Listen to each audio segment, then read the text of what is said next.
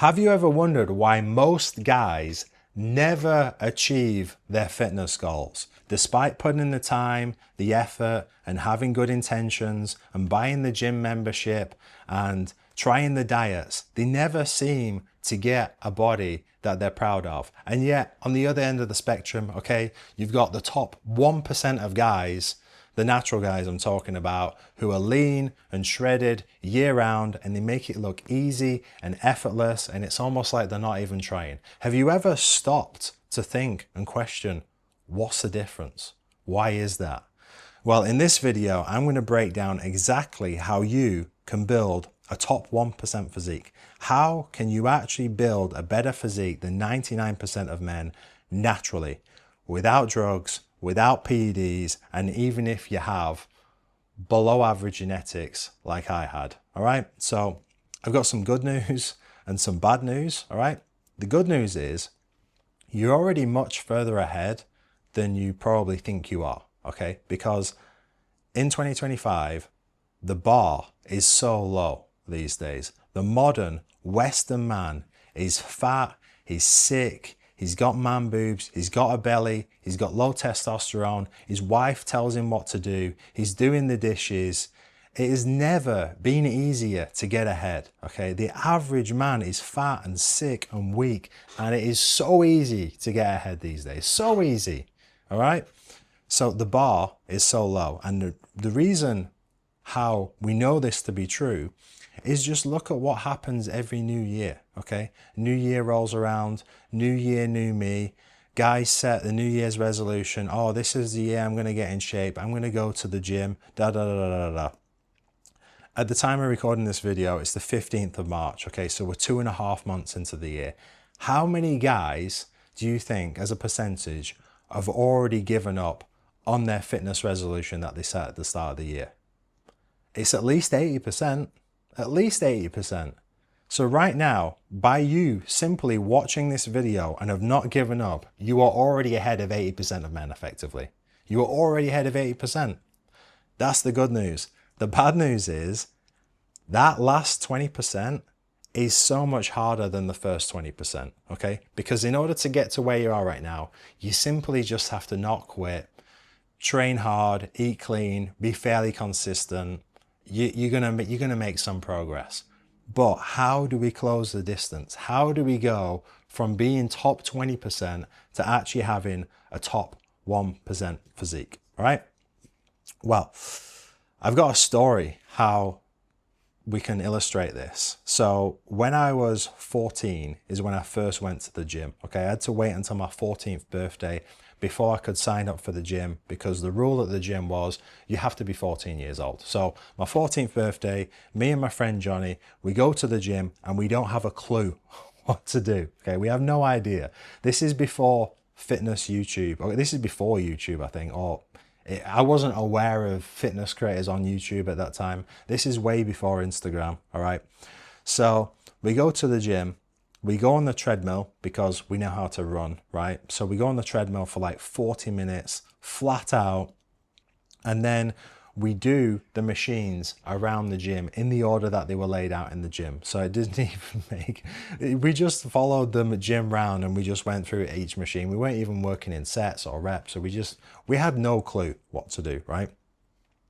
This went on for quite a few months. And as I kept going back, I could see people in the free weights, but we didn't know what to do. So what we would do is we would watch other people perform an exercise in the free weight section. And then when they'd finished and got off and left and gone to do another exercise, we would go there and then we would just copy the exercise that we thought they were doing. All right. This went on for months until an older guy, maybe like early 20s, something like that, older compared to us and obviously much bigger.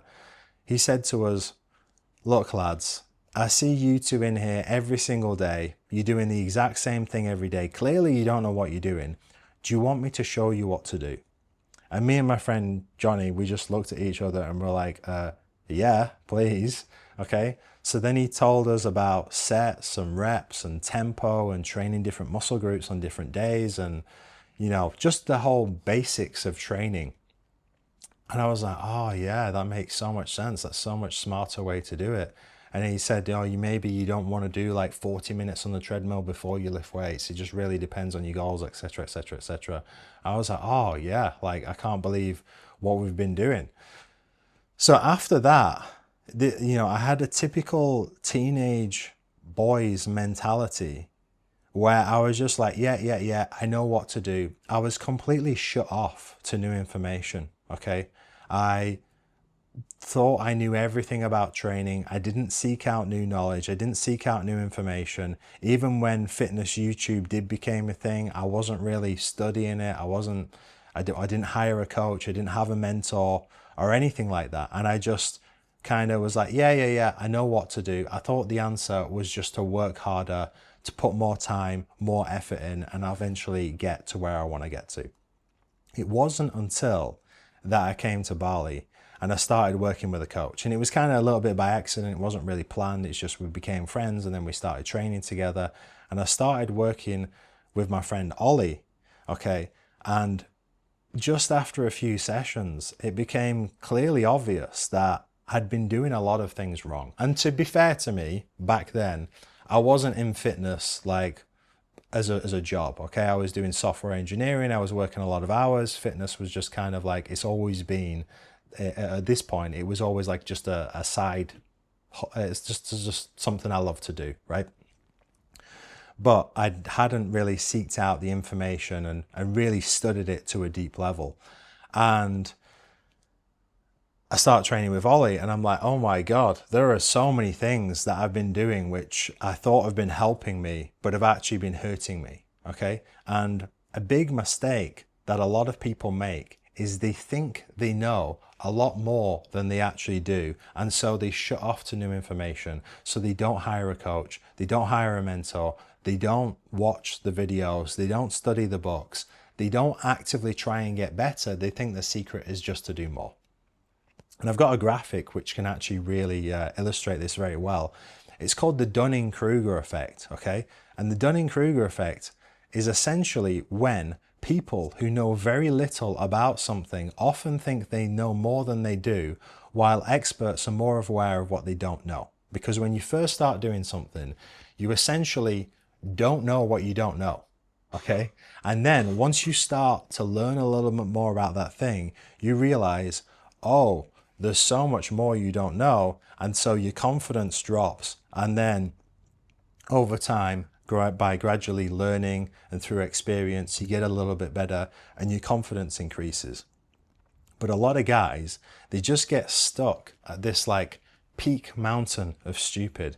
They just get stuck at this point where they think they know everything and actually they know very little. And how we know if you know what you're talking about or not is, how do you look? Are you happy with your physique right now? Because your physique is a direct reflection of your knowledge and application of that knowledge. And so if you are not looking the way you want to look right now, then you have a skill issue, okay? And yeah, some guys will say, oh, it's genetics, da da da da. Look, you can't control genetics, okay? We are born with a hand that we're dealt with at birth, and that's it. And sure, some people have much better genetics than others, but we can't change that. So even focusing about it and thinking about it is just wasted effort. It's not going to help you at all, okay? So yes, some people have got better genetics than others, but with that said, are you at your genetic potential? There's a 99% chance you're not, which means there's still some other stuff we can learn. And essentially what you want to do is adopt the mind that if you don't look the way you want to look right now, then you have a skill issue, okay? It's a skill issue. And that changes the focus from thinking you have to just work harder, or thinking you just have to be more disciplined, or thinking that you know everything and it's just you haven't been doing it long enough yet, or whatever excuse that you tell yourself. Because a lot of guys, right, they think they know everything, but they just don't do it. But look, if you know, to know and not do is essentially to not know, because you can have all the information in the world, but if you can't actually apply that information and you can't actually do it, then you don't know how to do it. And that is one of the reasons why, probably the biggest reason actually, why people hire me as a coach, is they don't need the information, okay? Because at the end of the day, it's pretty simple in theory. You've got training, nutrition, lifestyle, mindset. That's pretty much it. It's fairly simple in theory, but in practice, it's so much harder. And guys need help with actually applying this information to their life. How do we take this knowledge and apply it to your life with your unique circumstances, with your career and everything that you've got going on, right? Speaking about everything that's going on, this brings me on to my next point, all right? Now, I want to give you another story which illustrates this very well. The times in my life where I've had seen the most progress, seen the most growth, whether it's in fitness, whether it's been in business, professionally, or just personally as a man, where I've grown the most, have been times where I've simply removed a lot of distractions. And there's one time in particular that really stands out, okay? So in 2020, everything was going on with the you-know-what, okay? Everywhere was shut down. I was living in England at the time. And I was just like, I've just got to get out of here. I can't stay here any longer. I just need to leave. Okay, so I ended up going to Estonia, Latvia, Lithuania. I was around that part of like Northern Europe.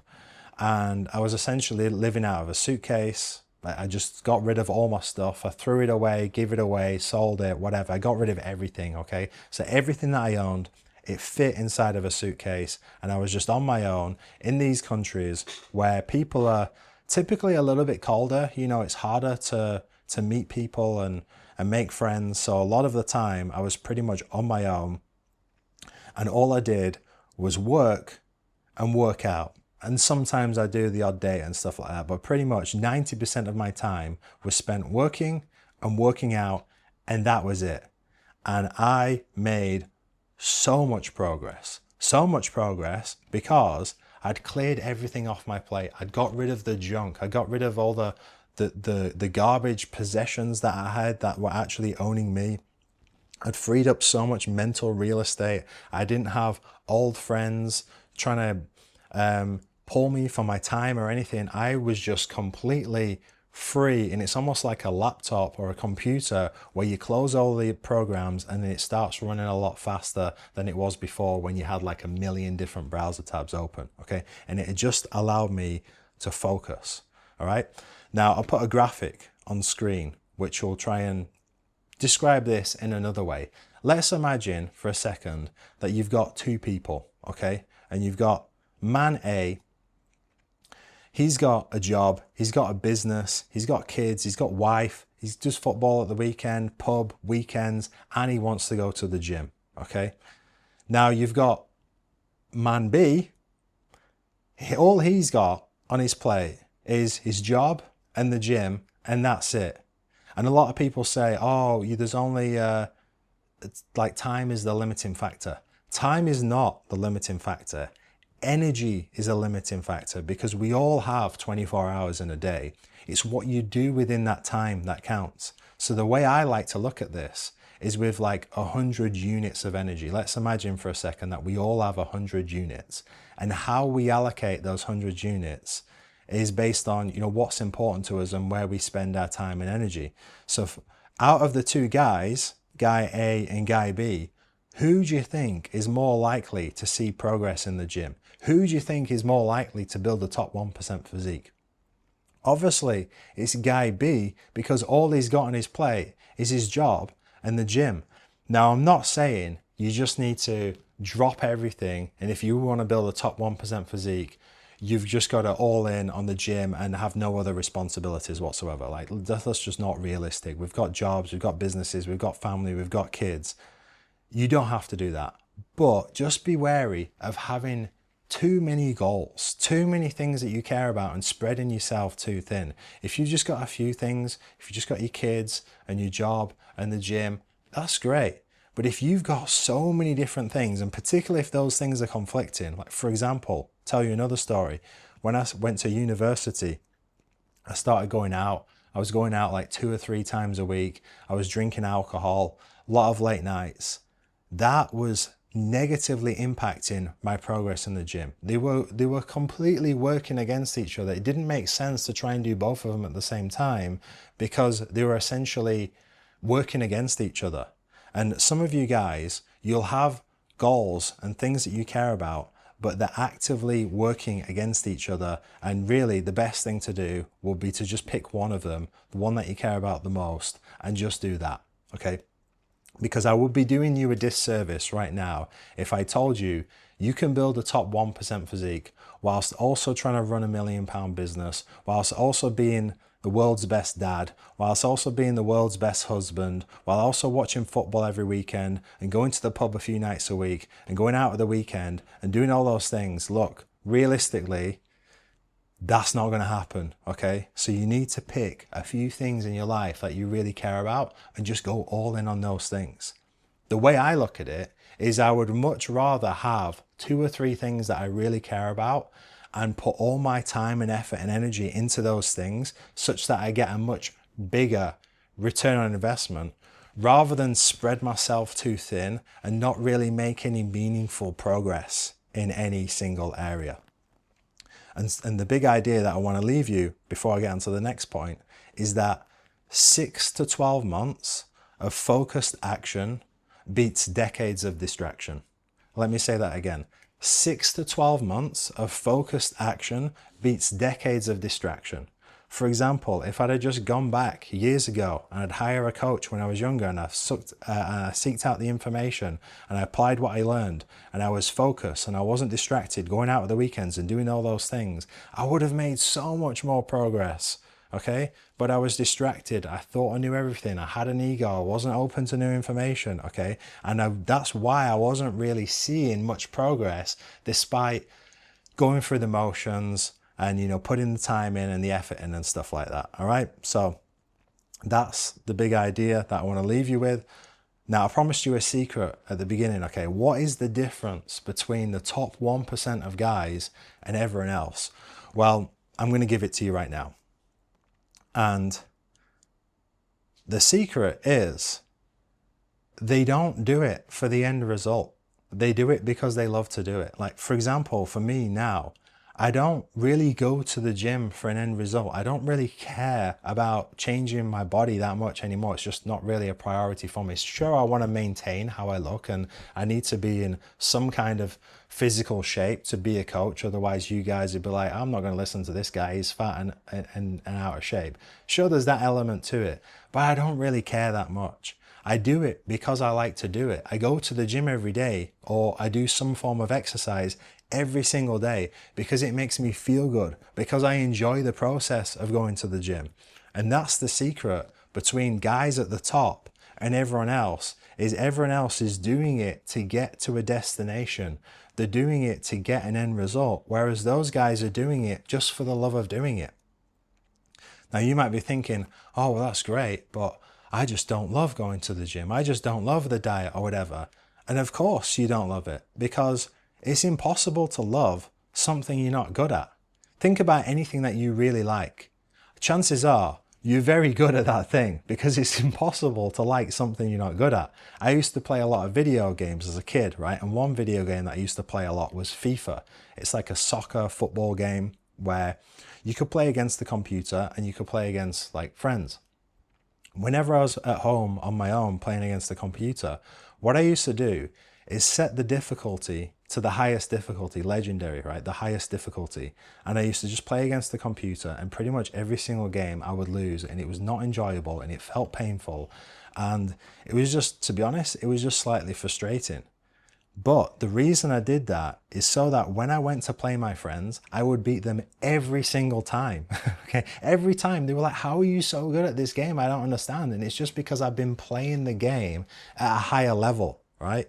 I've been playing a game at a higher level so that when I went to go play them, it was just too easy because I was just beating them and they hadn't been playing the game at that level. All right, guys, if you want to start playing the game of fitness at a higher level and actually build a physique that you're proud of, I have a coaching program. The link is down below. I can't work with everyone, but hit the link below, apply, and we'll have a chat and we'll see if it's a good fit.